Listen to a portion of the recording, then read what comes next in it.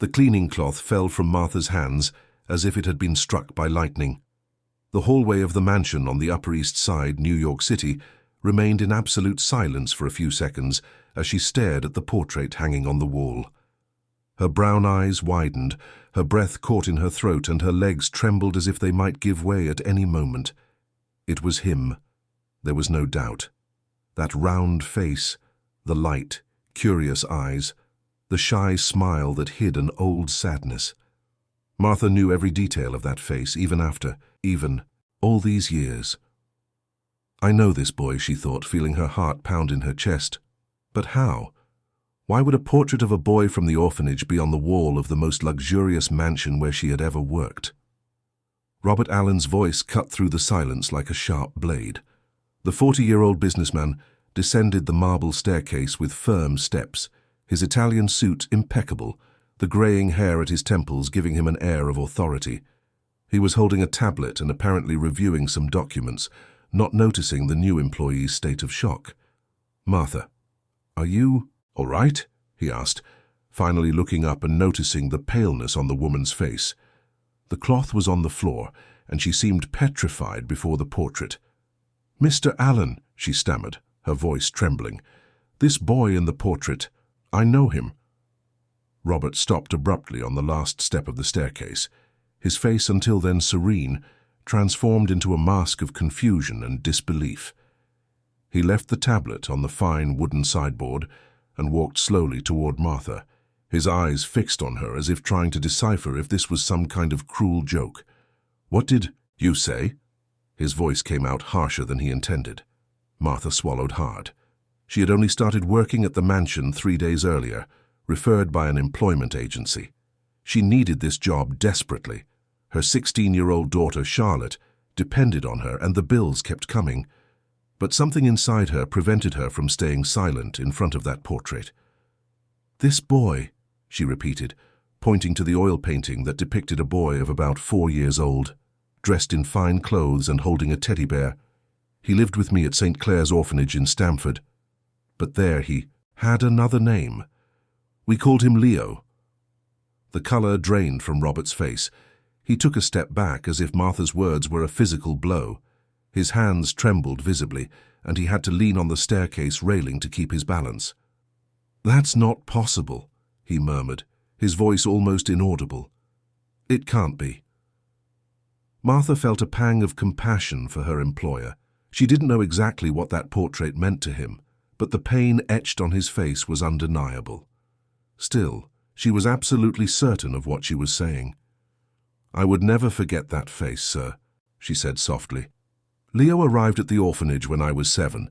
He was 6 at the time. We lived there together until I was 14. He was special, you know, always drawing, always talking about a big house, a piano, an older brother.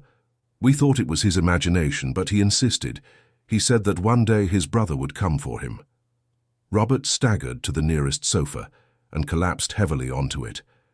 He buried his face in his hands, and Martha could see his shoulders shake. For a long moment, the only sound in the mansion was the businessman's heavy breathing as he tried to control the emotions that threatened to overwhelm him. When he finally lifted his face, there were tears in his eyes. "This boy in the portrait," he began, his voice choked, "is my brother Leonardo. He was taken from a park here in New York City when he was only 4 years old. I was with him that day. I was 8, and I was supposed to be watching him.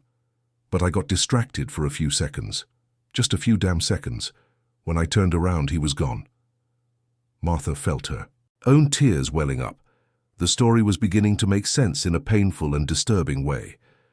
"My parents moved heaven and earth to find him," Robert continued, the words tumbling out. "They hired investigators, offered rewards, appeared on television shows. But we never found a single trace of him. My father never recovered. My mother spent the last years of her life looking out the window, waiting for Leonardo to come home. She passed away 5 years ago, still waiting." The silence that followed was thick and heavy. Martha didn't know what to say. How could she explain that? The boy Robert had searched for over 30 years had been just 60 miles away in an orphanage living under another name. Robert stood up abruptly, as if a sudden energy had taken hold of him. "Tell me everything," he demanded. "Everything you know about him. What was he like? When did he arrive at the orphanage? What happened to him?" Martha tried to organize the memories that had remained locked away for so long. "Leo arrived at the orphanage in June of 1995, she began. "I remember because it was right after my birthday. The sisters said his adoptive parents had passed away in a car accident and that he had no one else. He arrived with a small suitcase and a teddy bear." Robert pointed to the portrait. "That teddy bear," he said in a hoarse voice. "That teddy bear was the last birthday present I gave him 2 weeks before he disappeared." Martha felt a shiver run down her spine. Leo never parted with that bear. He slept with it every night, and he drew all the time. He drew big houses, pianos, an older boy. He said he had a brother who would find him one day. The other kids made fun of him, said he was making up stories, but I always thought there was something true in it all. "What else?" Robert was now standing before her, his eyes fixed, absorbing every word as if it were oxygen. He was smart, kind to the younger children. He had nightmares almost every night, would wake up screaming. The sisters tried to comfort him, but he never talked about the dreams. He just drew more the next day. Martha paused, the next memory being particularly painful.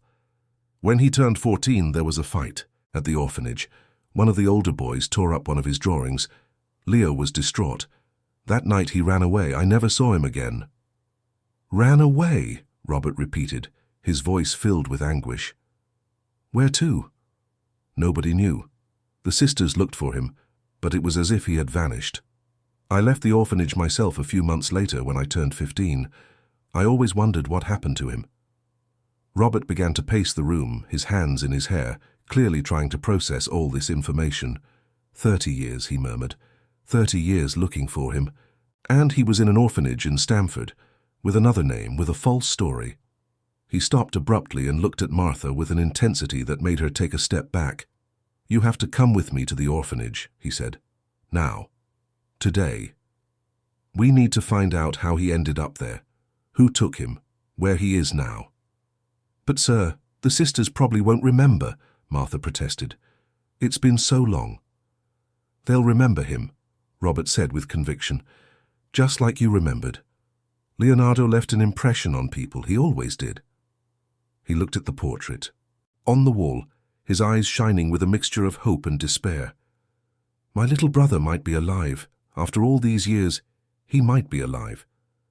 Martha nodded slowly.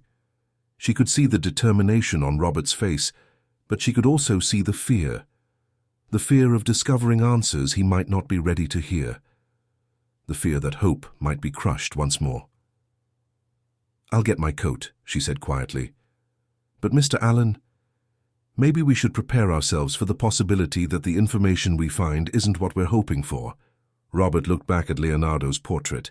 "I've spent the last 30 years preparing to never find any answers," he said. "Now that there's a chance, however small, I have to chase it to the end, no matter where it leads me." And so, as the afternoon fell over New York City, two strangers united by a boy who had disappeared decades ago prepared for a journey that would change their lives forever. The portrait on the wall seemed to watch them, the boy's shy smile holding secrets that would soon begin to surface. The drive from New York City to Stamford was marked by a heavy silence.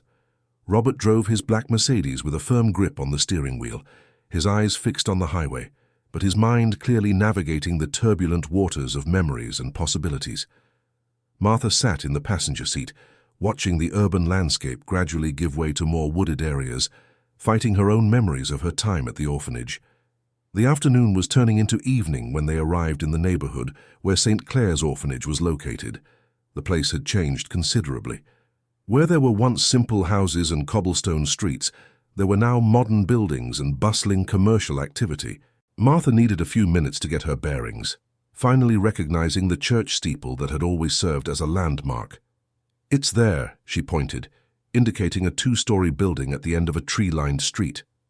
The exposed brick building was exactly as she remembered it, with its tall windows and front garden, although the latter was better kept than in the days she had lived there.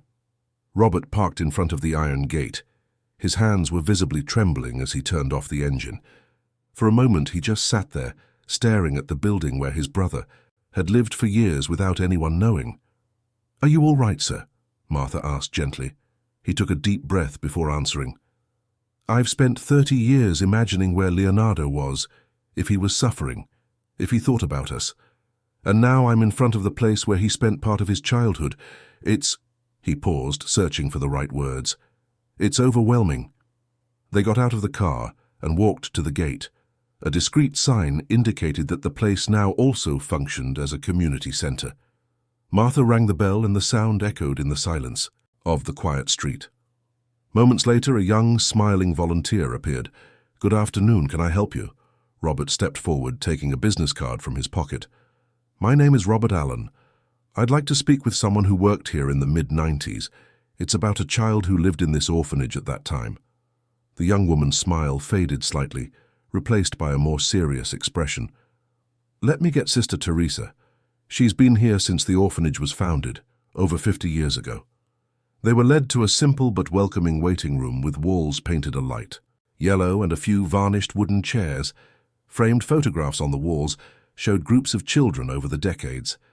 Martha recognized some of the photos from her time there, and her heart ached to see the young faces of friends she hadn't seen in a long time. Robert, meanwhile, studied each photograph with intensity, as if hoping to find Leonardo's face hidden in one of them. His fingers lightly touched the frames, and Martha could see hope and fear battling in his eyes. The door opened and a woman with completely white hair entered the room. She must have been in her mid-70s, but her blue eyes were lively and alert. She wore a simple grey dress and a silver crucifix around her neck. Her face lit up when she saw Martha. "Martha, is that really you?" Sister Teresa opened her arms, and Martha felt like a child again as she was enveloped in that warm hug. "It's been so many years. You look beautiful. And your daughter? How is she?" "She's fine, sister. Grown up, she's 16 now." Martha gently pulled away from the hug and turned to Robert. "Sister Teresa, this is Robert Allen. He needs to speak with you about a child who lived here, a boy named Leo." The nun's face changed instantly. The joy gave way to a grave and thoughtful expression. She motioned for them to sit, and she herself took a seat in a nearby chair, folding her hands in her lap as if preparing for a difficult conversation. "Leo," she repeated softly. "Yes, I remember him very well. How could I forget? That boy carried such a deep sadness in his eyes." She looked at Robert with curiosity. "May I ask what your interest is in him?" Robert took a photo from the inside pocket of his jacket. It was a copy of the portrait that hung on the wall of his mansion. He handed it to Sister Teresa with trembling hands. "This is my brother Leonardo. He was taken from a park in New York City when he was 4 years old. That was in 1993. Martha told me that a boy who looked very much like him arrived here in 1995, using another name." The nun took the photograph and her eyes widened. She covered her mouth with one hand, clearly shocked. "My God," she whispered. "My God. In heaven." Her eyes filled with tears as she looked from the photo to Robert. "It was you. You were the older boy he used to draw." "He drew a brother." Robert leaned forward, his voice thick with emotion. "Constantly," confirmed Sister Teresa. "Leo arrived here on June 15, 1995. A woman who identified herself as a social worker brought him. She said the child's adoptive parents had passed away in a car accident on I-95 and that there were no other relatives. She presented all the necessary documentation. Everything seemed to be in order." "But it wasn't," Robert said, not as a question, but as a statement. "I had my doubts," the nun admitted. "The woman was nervous, hurried. She wanted to hand over the child and leave as quickly as possible. And the boy, he was in shock. He wouldn't speak, just hugged that teddy bear as if his life depended on it." Robert closed his eyes, clearly trying to control his emotions. "I gave him that teddy bear," he said in a hoarse voice. 2 weeks before he disappeared."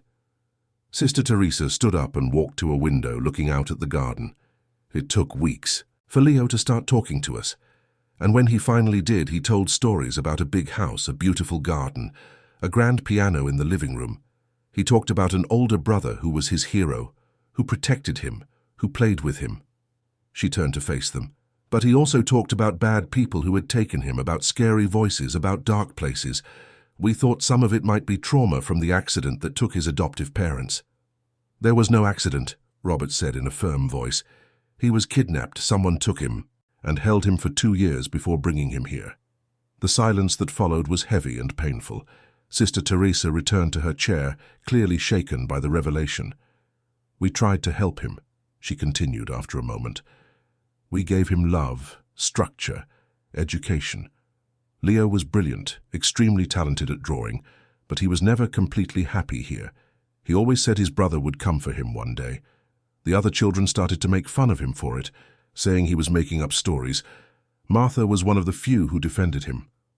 Martha nodded, her own tears now streaming freely down her face. I knew he was telling the truth. I don't know how to explain it, but I knew. And then he ran away, Robert said. Martha told me about the fight. Sister Teresa sighed deeply. It was in October of 1999. Leo was 14. One of the older boys, jealous of his drawing talent, tore up a portrait Leo had made. It was a drawing of 2 boys holding hands in front of a piano. Leo was devastated, tried to piece it back together, but it was destroyed. That night he disappeared. He left only a note saying he was going to look for his brother. Robert stood up abruptly, the chair scraping against the wooden floor. Did you look for him? Did you call the police? We did everything we could, the nun answered defensively. But he was 14, considered a voluntary runaway. The police searched for a few weeks, but with no results. He simply vanished. She paused. I've always carried the guilt of not having protected that boy better. It wasn't your fault, sister, Martha said softly. What happened to Leo started long before he came here. Robert walked to the window, his hands in his pockets, his shoulders tense. I need his records, he said without turning around. Everything you have.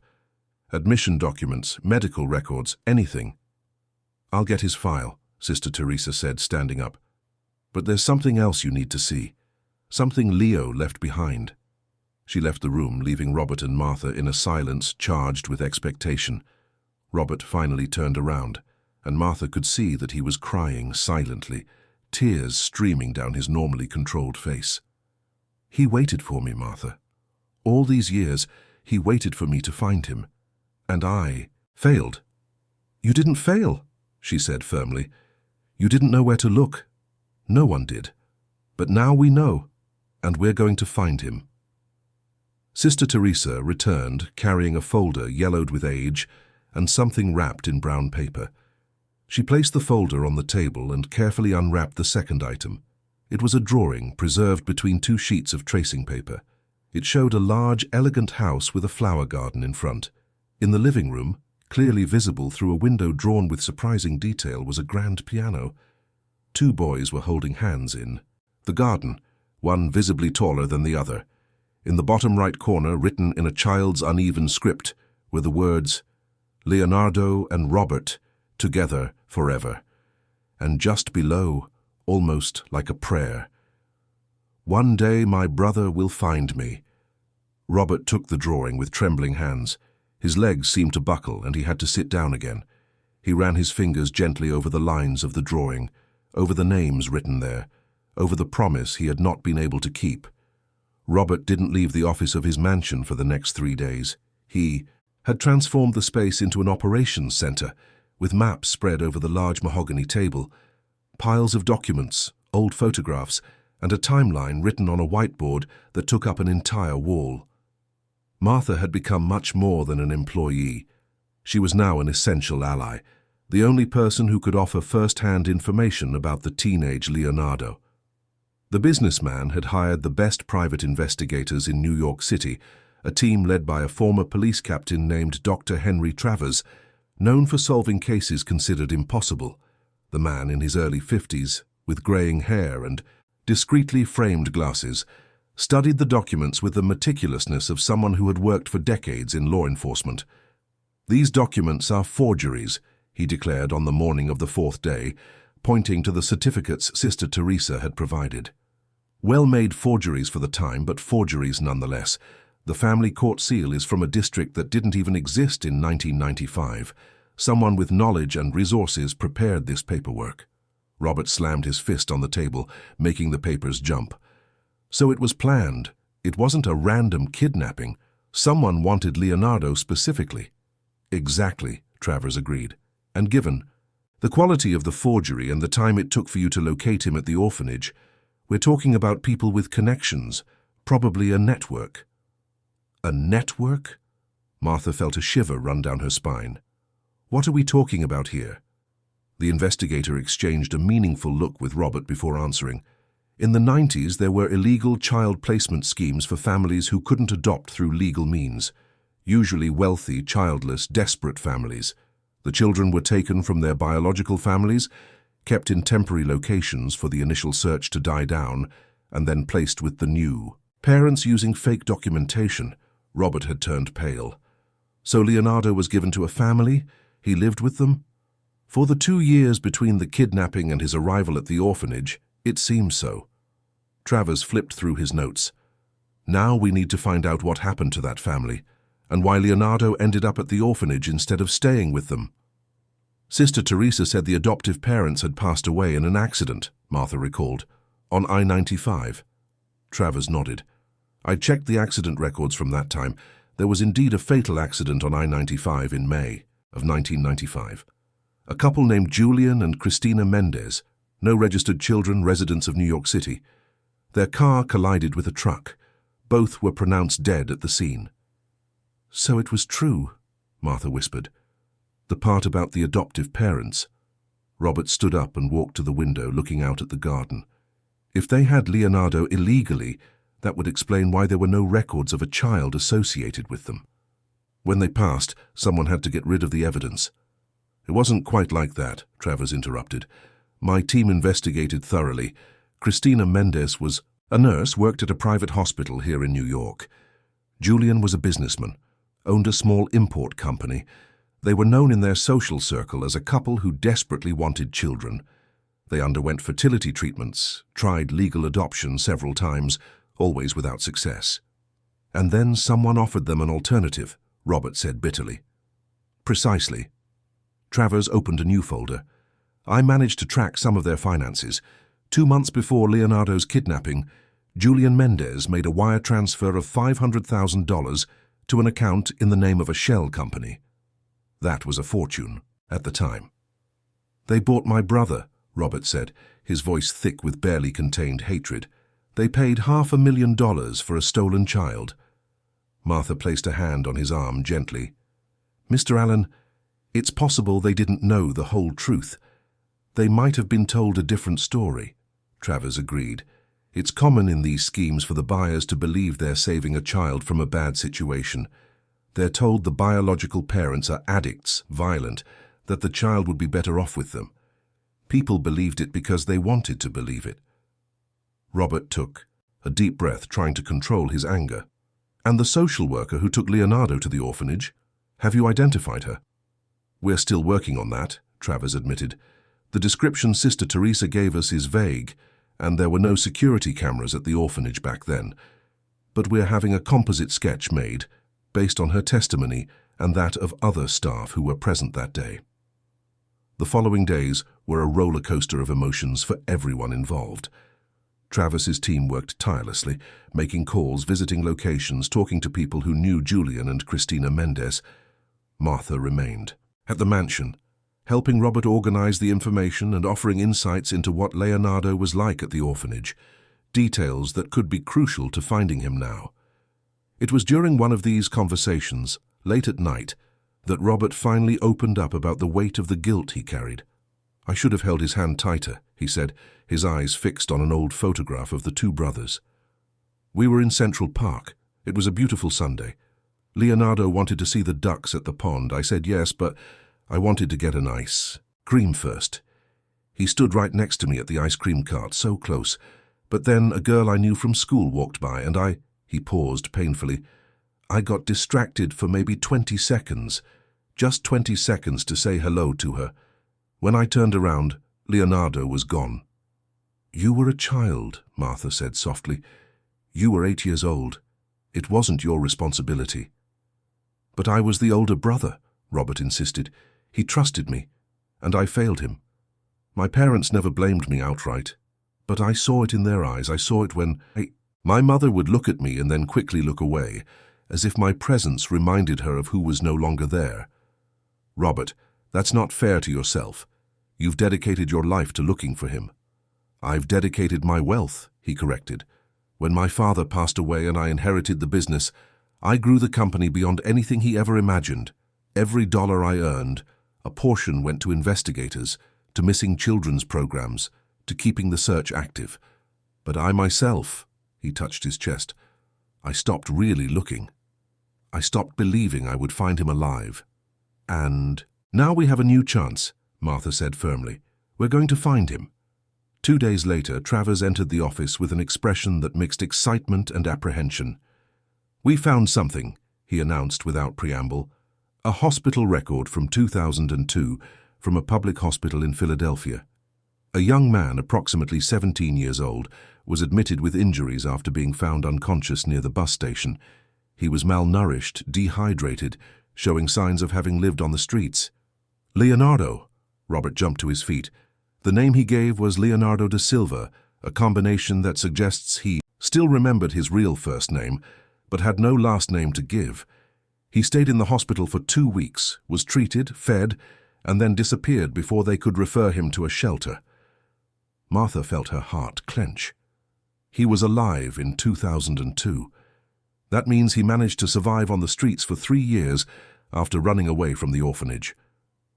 Robert was visibly shaken. 17 years old. My brother was 17 and living on the streets while I was living in a mansion, driving imported cars, dining in expensive restaurants. How did I not feel it? You had no way of knowing, Travers said, but now we know he was alive at least until 2002, and there's more. More? We found another record, this one from 2012, a public hospital in Rochester, New York. A man of about 30 was admitted after a serious work accident. He fell from scaffolding at a construction site. He suffered a head injury and was in a coma for several weeks. And it was Leonardo? Martha's voice was filled with anxiety. The name on the record was Leo St. Clair, a clear reference to the orphanage. When he woke from the coma, he had partial amnesia. He remembered fragments, images, but couldn't form a coherent narrative of his life. The doctors say he would get agitated, drew constantly. One of the nurses kept some of the drawings. Travers pulled several sheets of paper from his briefcase. These are copies. Martha took the drawings and felt tears well up. They were portraits of children, scenes from an orphanage, and repeatedly the image of a piano with 2 boys. The handwriting was more mature, but the style was unmistakable. It's him, she whispered. It's definitely him. Robert took the drawings from her hands reverently, as if they were sacred relics. My brother, he murmured. My little brother. He was trying to remember, trying to find his way back. Dr. August Ferrer, the retired doctor who had treated Leonardo in Rochester, received Robert and Martha at his simple home in the countryside. He was a man with completely white hair, nearly 70 years old, but with a surprisingly sharp memory. He invited them to sit on his porch, where the sound of birds created an almost surreal atmosphere given the gravity of their conversation. I never forgot that patient, Dr. Ferrer began, pouring coffee for his visitors. He was different from the others. Even with the amnesia, there was a kindness in him, an artistic soul. When he regained consciousness after the coma, the first thing he asked for was a pencil and paper. And what did he draw? Robert asked, leaning forward. Children, mostly. Dozens of children's faces, each with unique details. And there was always that scene of the piano with the 2 boys. He couldn't explain why he drew it, but he said it was important. That it meant something essential he needed to remember. Martha held her coffee cup with both hands, as if she needed the warmth to stay grounded. Did he talk about anything? About where he came from? About family? He tried, the doctor said sadly, but the memories were fragmented. He remembered a place with many children, hunger, cold. He remembered running away from somewhere. And there was a recurring memory that deeply troubled him, of a big house, of music, of feeling safe, but he couldn't connect the dots. How long was he in the hospital? Robert wanted to know. 3 months. He received treatment for his physical injuries and psychological counseling for the amnesia. We were trying to help him recover his memories gradually. The doctor paused, a hint of guilt in his voice. But then, one morning, he was just gone. He left a note thanking us for our care, saying he needed to find something important. He said what? Martha leaned forward, the urgency clear in her voice. Dr. Ferrer stood up and went inside the house, returning minutes later with a small yellowed envelope. I've kept this all these years. I always hoped he would come back. Inside the envelope was a piece of paper with the uneven handwriting of someone still recovering their motor skills. The message was short but impactful. I have to go back to the place where the children lived. Someone is waiting for me. Thank you for everything. Leo. Robert took the note with trembling hands.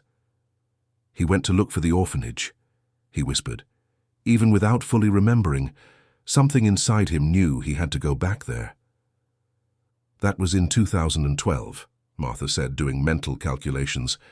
13 years after he ran away. He was 30 years old. The doctor nodded gravely. I tried to track him afterward, but there were no records. It was as if he had disappeared again. I always wondered if he managed to find what he was looking for. The drive back to Stamford was fraught with tension and renewed hope. Robert drove faster than was prudent, clearly anxious to get to the orphanage again. Travers and his team had already been alerted and promised to meet them there with new information. When they arrived at St. Clair's Orphanage, the sun was setting, painting the sky in shades of orange and pink. Sister Teresa was waiting for them at the gate, accompanied by Travers and 2 of his assistants. The nun's expression was somber. Sister? Martha ran to her. What happened? After you were here, I started investigating on my own, the elderly woman explained. I spoke with former staff, searched through files that haven't been reviewed in years, and I found something disturbing. She led them to the old building, now partially decommissioned. They climbed the stairs to the 2nd floor, where the old dormitories were. The place had been empty for years, but it still held the characteristic smell of old institutions, a mixture of disinfectant and forgotten memories. This was the dormitory where Leo slept, Sister Teresa said, pushing open a wooden door that creaked on rusty hinges. The room was empty, except for a few iron beds lined up against the walls. After we closed this wing in 2015 for renovations that never happened, no one else came in here. Until last week, when I came to look. Look for what? Robert cautiously entered the room. The nun walked to the far corner of the dormitory and pointed to the wall. Someone has been here, recently. On the faded wall, done in what looked like charcoal or graphite, were drawings, dozens of them. Portraits of children, scenes from the orphanage, and in the center of it all, a larger, more elaborate image. An imposing house with a garden, a piano clearly visible through a window, and 2 boys holding hands. Below the drawing, written in an adult but still recognizable script, were the words, I came back, but no one was waiting for me. Robert approached the wall as if in a trance. He ran his fingers over the drawings and Martha could see his hands, shaking. When he finally spoke, his voice was thick with emotion. He came here. After the accident, after leaving the hospital, he found his way back. He was looking for me, looking for answers, and he found no one. Can the date be estimated? Travers asked, already taking pictures of the drawings with his phone. According to our records, this building was completely closed in 2015, Sister Teresa explained. But in 2012, we still had some occasional community activities here. Someone could have entered without being noticed, especially at night. So he was here, over a decade ago, Martha said, her heart aching. Where did he go after that? Travers put his phone away and turned to the group. This is where my team has some news. We found something more recent. All eyes turned to him. In 2018, a man identified as Leonardo Silva registered for a social assistance program in a small town in rural South Carolina. Charleston. The record describes a street artist doing charcoal portraits in the main square. He had no official documents, but the social worker who assisted him was impressed by his talent and helped him get some sales to tourists. Robert grabbed Travers's arm. 2018, that was 7 years ago. Is he still there? We haven't been able to confirm, the investigator admitted, but we have a contact in the city who's going to check. If he's still around or if anyone knows where he went, we'll find out. The wait for the results of the investigation in Charleston was torturous. Robert could barely sleep, spending his nights studying the drawings they had photographed at the orphanage, comparing them to the portrait of the young Leonardo that hung in his mansion. Martha remained present, offering silent support, making coffee that he barely touched, gently reminding him to eat. It was on the third night of waiting that Robert finally broke down. Martha found him sitting on the floor of his office, surrounded by photographs and documents, crying silently. She sat beside him without a word, simply offering her presence. "I wasted so much time," he finally said. "Years looking in the wrong places, consulting psychics, paranormal experts, anyone who promised answers. I spent fortunes, but the answer was 60 miles away, in a simple orphanage. If I had searched differently, if I had been more persistent, smarter." "You did the best you could with the information you had," Martha said firmly, "and Leonardo survived. Despite everything, he survived. That means he's strong, that there's hope." "But what will I say to him?" Robert looked at her with red-rimmed eyes. "How will I explain that I didn't find him in time? That he spent years waiting, drawing those pianos, those brothers holding hands, and I wasn't there?" "You'll tell him the truth, that you never stopped looking, that you never gave up, and you'll show him all the love you've saved for him for 30 years. The call from Travers came the next morning, early, before the sun had fully risen. Robert answered on the first ring, his heart pounding. "We found something," the investigator said, a note of careful triumph in his voice. "A street artist matching Leonardo's description sells his work at a craft fair held every weekend in the main square of Charleston. The locals know him as Leo, the sketch artist.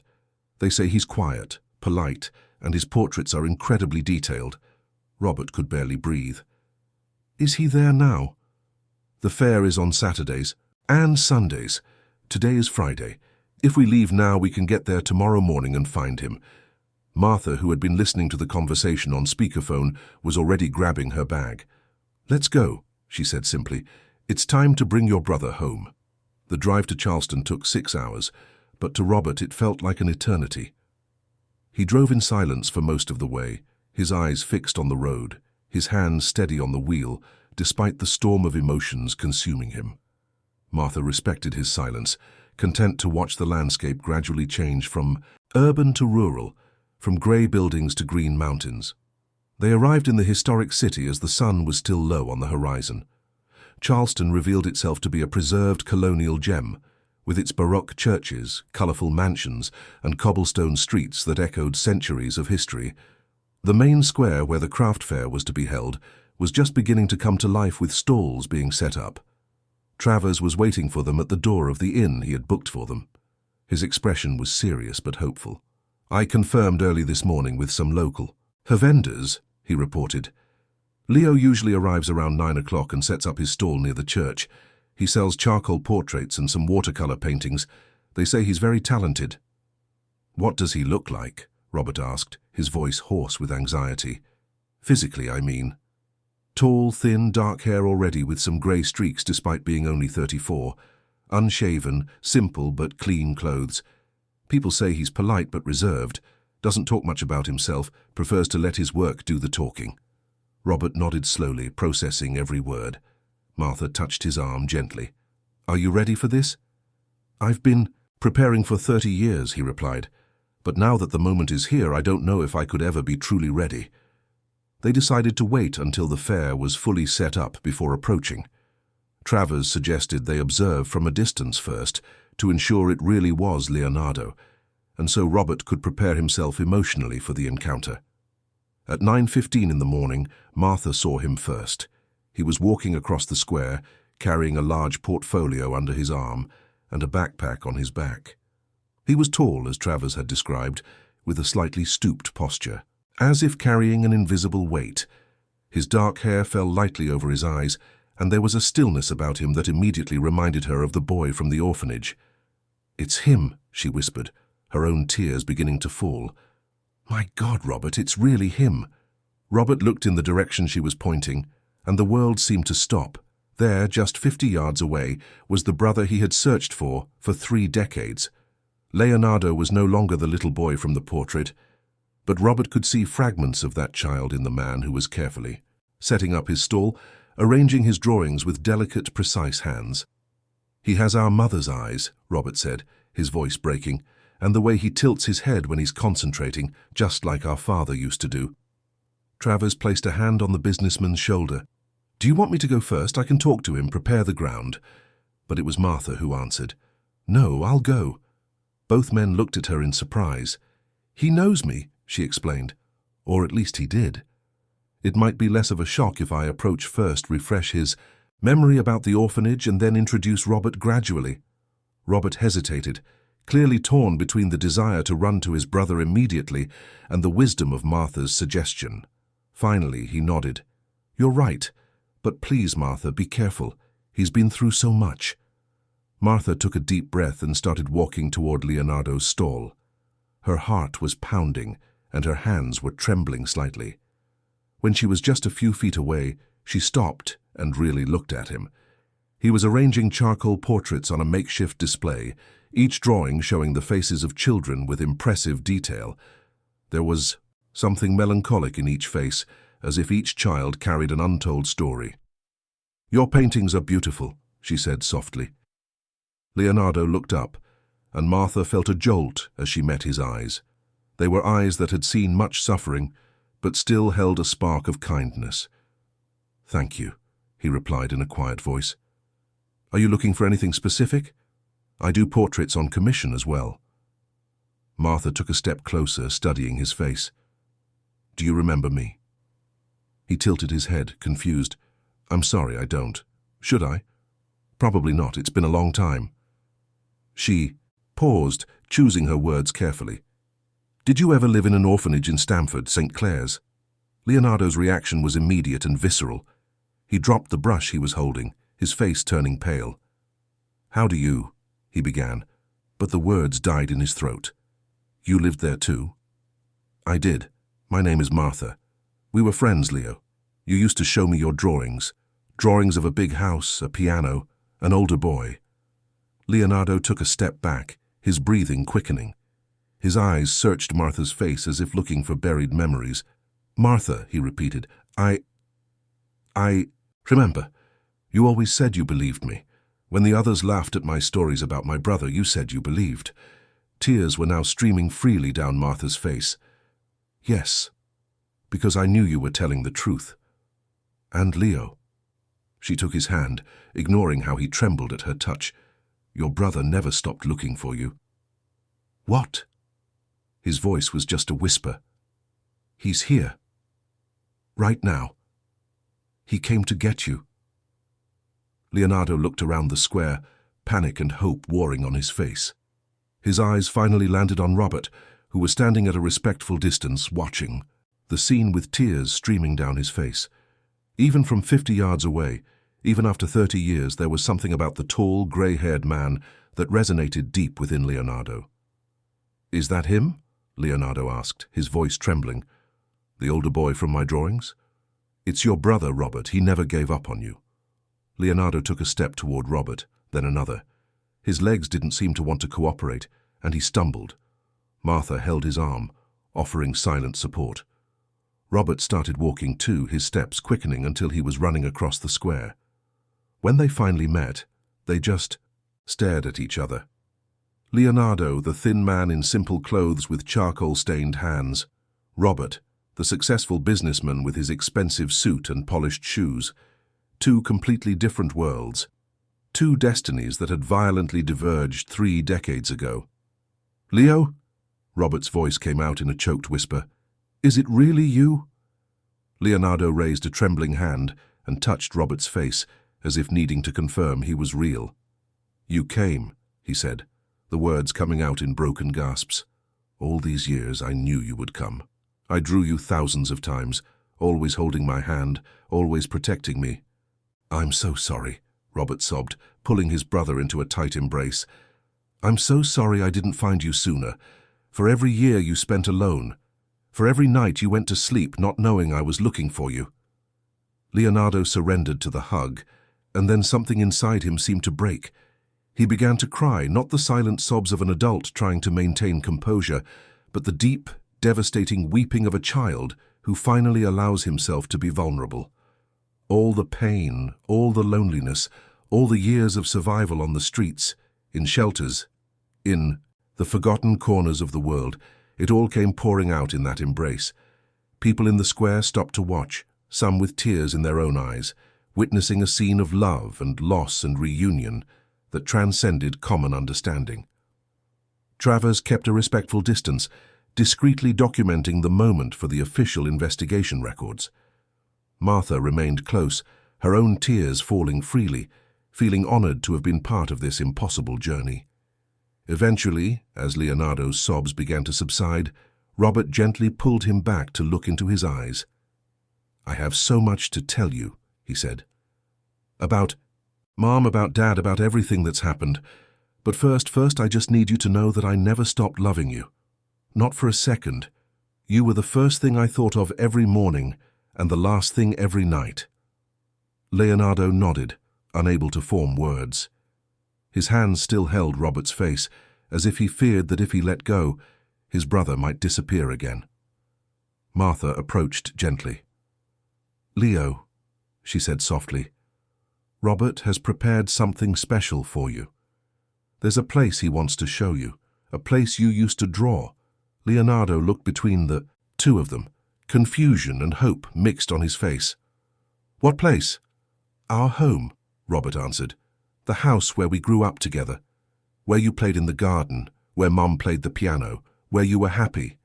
It's still there, Leo, and the piano is still there waiting for you." The drive back to New York City was completely different from the trip out. Leonardo sat in the back of the Mercedes, still processing everything that had happened in the last few hours. Martha remained by his side, offering a comforting and familiar presence amidst all the sudden changes. Robert drove carefully, casting frequent glances in the rearview mirror to make sure his brother was still there, that this wasn't some cruel dream. The initial silence gradually gave way to small talk. Leonardo asked simple questions about what life was like in New York City now, about the changes in the city. Robert answered patiently, his voice filled with emotion, with every word exchanged with the brother he had searched for so long. They stopped at a roadside diner to get something to eat. Leonardo barely touched his food, his eyes constantly returning to Robert as if he still couldn't believe it was real. It was during this stop that Robert began to tell the full story, the words coming out in a careful, painful stream. "When you disappeared, our family fell apart," he began, stirring his coffee distractedly. "Dad spent all his energy and resources looking for you. Mom, she was never the same. She stopped playing the piano, stopped smiling. The house fell silent, as if it had lost its soul." Leonardo listened in silence, tears streaming down his thin face. "I remember," he said softly. "I remember fragments. A woman pulling me away from the park, a dark van being taken to a place that smelled like medicine. And then there was another house, different people. They called me another name, said my parents had gone away and that I had a new family now." Robert's fists clenched on the table, the old anger returning. "Travers found out the truth. You were taken to a family who paid for you, a couple named Julian and Christina Mendez. They couldn't have children, and in their desperation, they turned to illegal means." Martha gently touched Leonardo's arm. "Do you remember them?" He nodded slowly. "Christina was kind. She cried a lot. Julian was distant, always working. They tried to make me forget my old life, but I couldn't. I dreamed of an older boy, of music, of gardens. They said it was my imagination." "They passed away in an accident," Robert said softly. "And someone, probably the same person who helped take you, brought you to the orphanage with fake documents. She wanted to erase any evidence of the illegal transaction." Leonardo was silent for a long moment. When he finally spoke, his voice was heavy with an ancient sadness. All these years I thought I was crazy. That the memories of the piano, the brother, the beautiful house were just fantasies my mind created to survive. Even at the orphanage, when Martha said she believed me, a part of me doubted. "You were never crazy," Martha said firmly. "You were remembering the truth. Your heart never forgot." Robert reached across the table and took Leonardo's hand. "We're going to rebuild everything that was lost. Together. You're not alone anymore, Leo. You never will be again." The arrival at the mansion on the Upper East Side was a moment of extreme emotion. Leonardo got out of the car slowly, his eyes scanning the imposing facade of the house. It was bigger and more luxurious than he remembered, but there was something deeply familiar about it. The garden, though mature and different, still had the same basic layout. The tall windows still caught the afternoon light in the same way. "I know this place," he whispered, more to himself than to the others. "I used to run in that garden. There were yellow roses near the gate." "There still are," Robert said, his voice choked. "Mom never let them be removed. She said they were your favorites, and that you loved their scent." Leonardo walked to the roses as if in a trance. He knelt beside them, gently touching the petals. "A memory is coming back to me now," he said. "Mom lifting me up, letting me smell the roses. She said flowers are gifts from the earth, that we should always appreciate them." Robert joined him in the garden, kneeling beside his brother. "She said that every spring," he confirmed. "It was almost a ritual. You two would spend hours here. She would teach you the name of every flower, every plant." Leonardo closed his eyes, allowing more memories to surface. "I was happy here," he whispered. "So happy. How could I have forgotten so much happiness?" "You didn't forget completely," Robert said gently. "Your drawings prove it. You carried that happiness inside you all these years, even when you didn't understand what it meant." They entered the house together, Robert guiding Leonardo through the rooms. Each space triggered more fragmented memories. Leonardo touched the walls, the doors, the furniture, as if through touch he could reclaim the lost years. In the main hallway, he stopped before the portrait Martha had recognized, the portrait that had started this whole journey. "That's me," Leonardo said, gently touching the frame. "I remember the day it was painted. I didn't want to stand still. I wanted to go play in the garden, but Mom said it was important, that one day I would want to remember what I was like when I was little." "And she was right," Robert said. "That portrait brought you home." When they reached the living room, Leonardo stopped abruptly. There, occupying a prominent position, was a Steinway grand piano, its polished wood gleaming in the soft light filtering through the windows. Leonardo approached it, as if he were before something sacred. His hands trembled as he finally touched the keys, producing a single, clear note. "Mom played every afternoon," Robert said, standing beside him. "You would sit next to her on the bench, trying to imitate her movements. You were so small your feet barely reached the floor, but you were determined to learn." "I remember," Leonardo said, tears falling on the black and white keys. "I remember the music. It filled the whole house, made everything seem magical." He pressed a few keys hesitantly, and a familiar melody began to emerge. "Chopin," he murmured. "Nocturne in E-flat major." It was her favorite. Robert felt a lump in his throat. "You remember the music." "Some things you never completely forget," Leonardo said, continuing to play with growing confidence. "They're buried so deep, they become a part of who you are." Robert opened a drawer on the side of the piano and took out a yellowed envelope. "Before she passed, Mom left this for you. She never gave up hope that you would one day come back." With trembling hands, Leonardo opened the envelope. Inside was a letter written in his mother's delicate script. Tears blurred his vision as he read the words that had waited decades to be seen by his eyes. "My dearest Leonardo, my little treasure, if you are reading this, it means you have finally come home. I want you to know that not a single day went by that I did not think of you. The piano remains here silent since you left, waiting for the day your hands would touch its keys again. Your brother Robert never gave up on you. He carries the hope that I sometimes could not maintain. Be kind to him, my dear." He Blames himself for things that were never his responsibility. I love you beyond words, beyond time, beyond life itself. Your mom. Leonardo doubled over, sobs shaking his thin body. Robert held him, and the two brothers remained there, beside the silent piano, finally letting the pain of 3 decades flow freely. Martha watched from the doorway, her own heart both broken and full at witnessing the scene. Travis, who had arrived shortly after them, stood discreetly in the corner, documenting everything for the final investigation report, but even the seasoned investigator had tears in his eyes. In the following days, Leonardo began to adapt to his new reality. Robert had prepared a room for him, decorated with care and sensitivity. It wasn't Leonardo's childhood room, which Robert had kept untouched like a shrine for years, but a new space where Leonardo could begin to build his adult life. Robert hired the best doctors and psychologists to help him process the trauma and partial amnesia. The tests revealed that the accident he had suffered in 2012 had caused significant damage, but that with proper treatment and a safe environment, much of his memory could be recovered. It was during one of these therapy sessions that Leonardo finally told the full story of his lost years. After running away from the orphanage at 14, he had survived on the streets of various cities, doing odd jobs, sleeping in shelters when he could, under bridges when he couldn't. His talent for drawing had been his salvation on many occasions, allowing him to sell portraits to tourists or local merchants. "I never stopped looking," he said during one of these sessions, with Robert sitting beside him.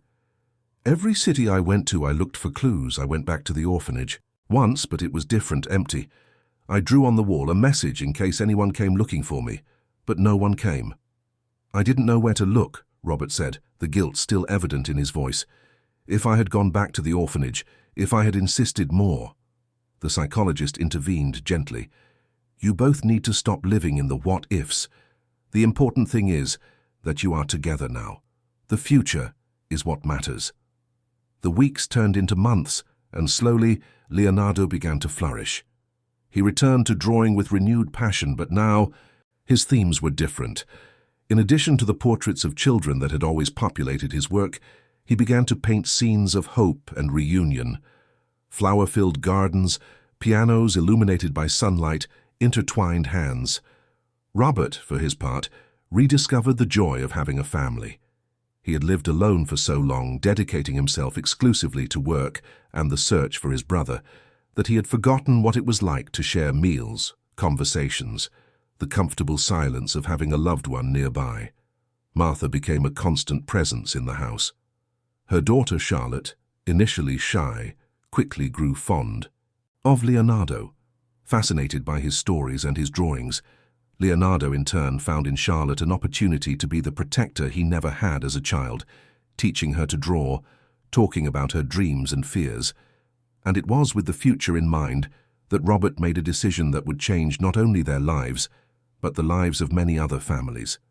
He called a meeting at his mansion, inviting Martha, Travers, his legal team, and even Sister Teresa, who had made the trip especially for this occasion. "I want to create a foundation," he announced, his voice firm and full of purpose, "dedicated to finding missing children and reuniting families. I will invest significant resources, hire the best investigators, use cutting-edge technology. No family should go through what mine went through. No child should live with the uncertainty that Leonardo lived with." Leonardo, who was sitting at the piano where he now spent hours every day relearning to play, turned to his brother. "I want to help," he said with determination.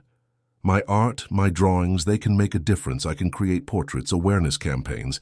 If my story can give hope to a single family, then all the suffering will have been worth it. And you will be the centerpiece of the foundation," Robert said, walking over to him. "Your story needs to be told, not to expose your pain, but to give hope to others, to show that miracles happen even when they seem impossible." Martha timidly raised her hand. "May I make a suggestion?"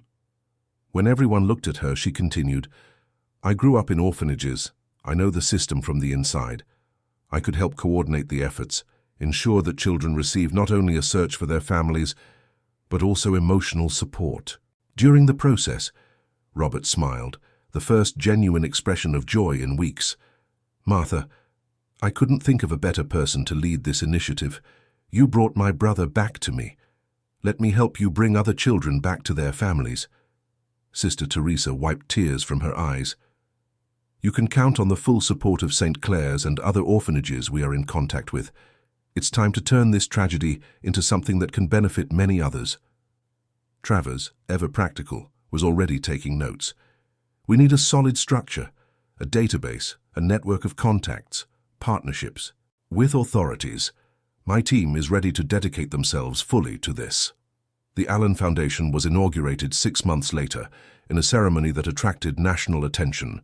The logo, painted by Leonardo himself, showed 2 boys holding hands in front of a piano with the inscription, "No child should be forgotten." The ceremony was held in the mansion's garden, among the yellow roses that Leonardo's mother had loved so much. Hundreds of people attended, including families of missing children, journalists, authorities, and volunteers. Leonardo, who now lived permanently in the mansion and was gradually recovering more memories of his childhood, became the face of the foundation.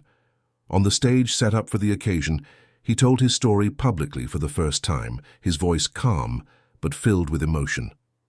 "For 30 years, I didn't know who I really was," he said, holding tightly to Robert's hand, who stood beside him.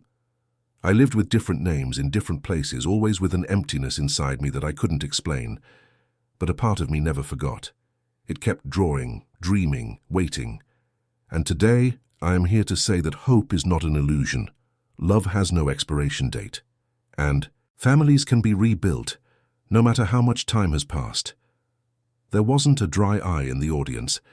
His paintings were displayed in a makeshift gallery in the garden, each work telling a part of his journey, from the dark days on the streets to the glorious reunion with his brother.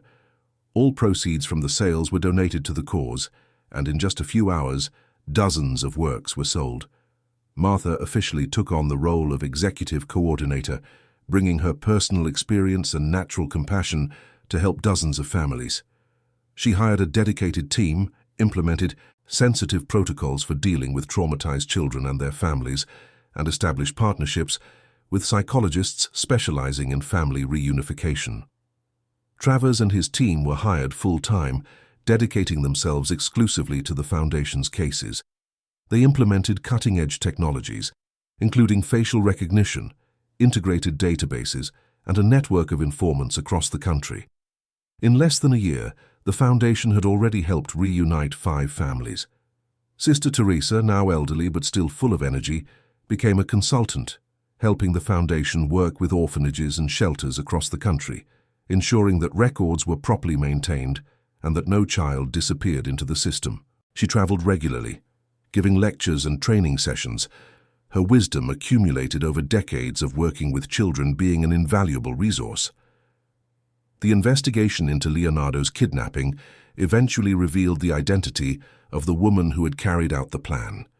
It was a nurse named Vera Sanders, who had worked with Cristina Mendez and knew of the couple's desperation to have children. Vera had died years earlier, but her family, upon learning the truth, publicly apologized and donated a significant sum to the Foundation in an attempt at reparation. Robert decided not to prosecute anyone involved in the scheme who was still alive. Instead, he channeled all his energy into ensuring that such things would not happen again. He worked with legislators to strengthen adoption laws and increase penalties for kidnapping and illegal child placement schemes. His influence as a successful businessman opened doors that had been closed to other voices. On the night of the Foundation's official inauguration, after all the guests had gone, Robert and Leonardo sat together at the piano. Leonardo had spent months relearning the songs his mother used to play, and his hands now moved with confidence over the keys.